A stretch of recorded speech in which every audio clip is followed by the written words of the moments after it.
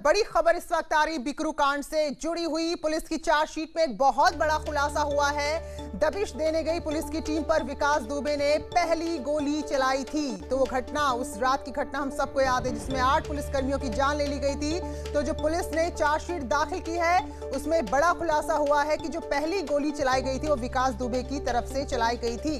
दबिश देने गई सिपाही की AK-47 राइफल लूटी थी विकास ने और फिर गोली चलाई थी। जय वाजपेयी जो खजांची था उसका, विकास दुबे का, उसके पास से भी गोला बारूद बरामद होने का खुलासा इस पूरी चार्जशीट में किया गया है।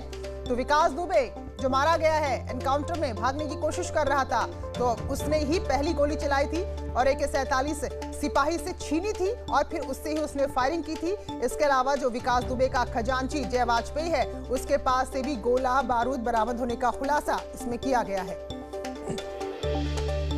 तो ये बड़ी खबर बिकरू कांड से जुड़ी हुई जिसकी चार्जशीट में बड़ा खुलासा हुआ है कि जो उस रात खूनी खेल खेला गया था उसमें पहली गोली विकास दुबे ने चलाई थी। श्याम तिवारी हमारे सहयोगी कानपुर से हमारे साथ जुड़े हैं। तो श्याम, जरा बताइए क्या क्या खुलासे और ये चार्जशीट करती है।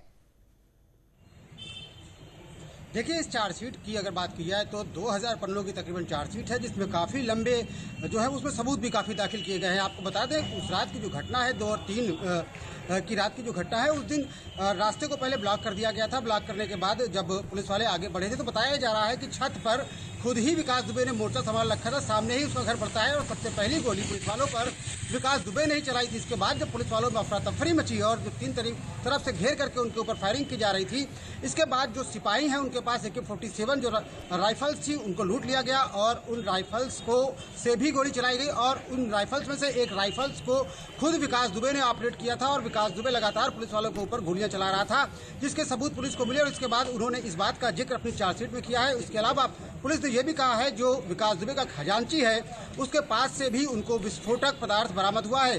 तो ये जो पूरी विस्तृत चार्जशीट है उसके एक एक पन्ने कहीं ना कहीं जो बिकरू कांड की जो पूरी परत है उसको उधेड़ने का काम कर रहे हैं। लगातार ये बातें सामने आ रही, किस तरीके से उस रात को घटना को अंजाम दिया गया था, किस तरीके से पुलिस वालों के ऊपर हमला किया गया और फिर कैसे ये दुर्दांत वहां से भाग निकले थे। जी प्रीति।